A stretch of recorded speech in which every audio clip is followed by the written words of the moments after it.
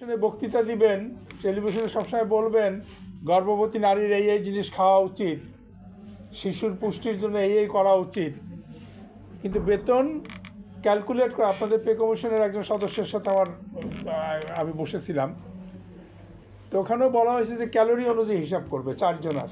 আমি তারে প্রথম মনে করিয়ে দিলাম এই আইনটার কথা, যে এই যে আপনার পিতামাতার ভরণ পোষণ, তো এই ক্যালোরি ভিত্তিক হিসাব করে সরকারি কর্মচারীদের বেতন বাড়ানো, আবার একই সাথে সব জায়গায় বলা যে একটা পুষ্টিকর জাতি তৈরি করতে চাই, সুস্থ মা তৈরি করতে চাই, এই মিথ্যাচারিতা বন্ধ হওয়া উচিত, তাই না ব্যাপারটা? এবং আপনাদেরটা গুরুত্বপূর্ণ এই কারণে যে আপনাদের বেতন হওয়ার সাথে সাথে বাজারের দাম বাড়বে, ঘর ভাড়া বাড়বে, কারণ এটা প্রচার হয় বেশি। সাধারণ মানুষের উপরে চাপ পড়বে, তারা আবার খেপবে আপনাদের উপরে, যারা তো ভালো ছিল আরও ভালো থাকতেছে, এখন আমাদের অসুবিধা হচ্ছে, আর অন্যান্য কর্মচারীদের চাপ পড়বে।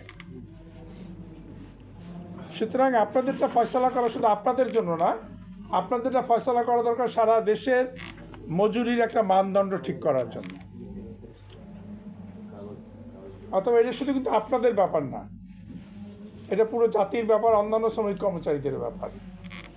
এখানে একটা আপনাদের কথাই আমি একটু বলি, যদি আপনারা অনুমতি দেন, আপনাদের একজন সাথী হিসাবে, আমি একজন শ্রমিক আন্দোলনের কর্মী, আপনারা কিন্তু সেইভাবে সমগ্র জাতি মানে সমস্ত শ্রমিক কর্মচারীদের একত্রিত করে দাবিটা করতে পারেন না কখনো,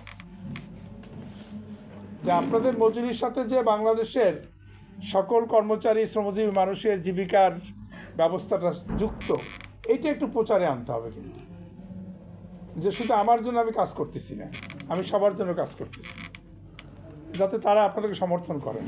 যারা রতন ভাই বলেছেন যে আপনারা যদি বলেন ঐক্য পরিষদ থেকে সমর্থন দিতে আসবে মহাসমাবেশে, কিন্তু এই সমর্থন হওয়া উচিত সবসময়, তাই না ব্যাপারটা?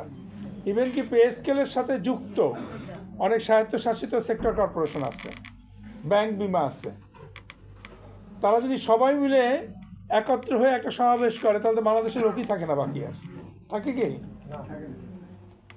সেই জায়গাটা একটু নেওয়া দরকার, সেই জন্য একটু কাজ করা দরকার।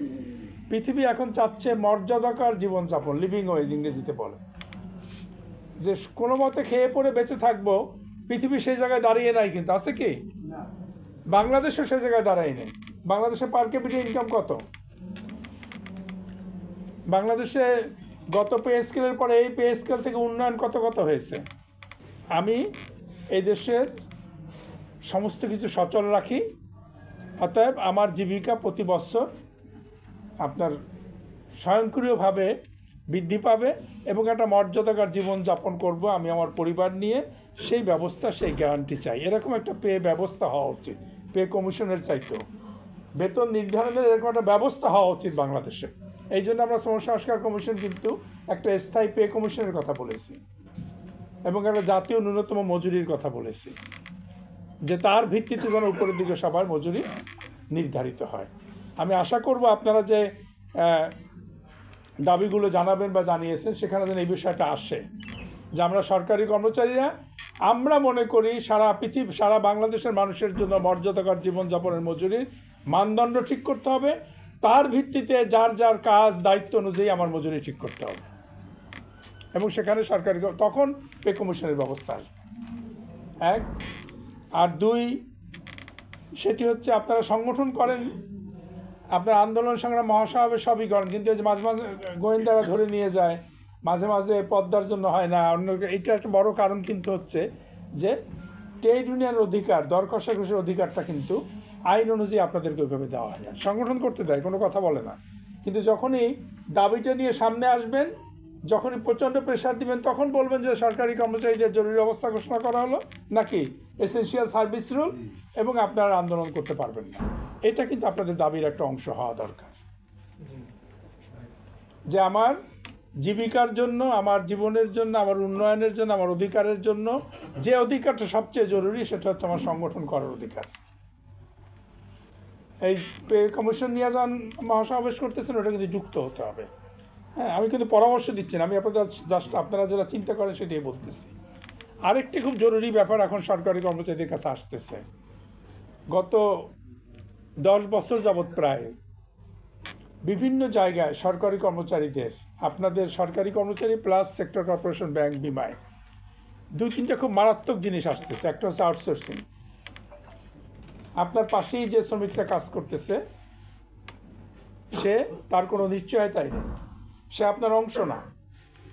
একই সাথে কাজ করতেছে কিন্তু সে আপনার অংশ না, সে মাতৃত্বকালীন ছুটিও পায় না, তার চাকরি আরেকটা এজেন্সির উপর নির্ভর করে, তাকে তার দয়ের উপরে নির্ভর করে।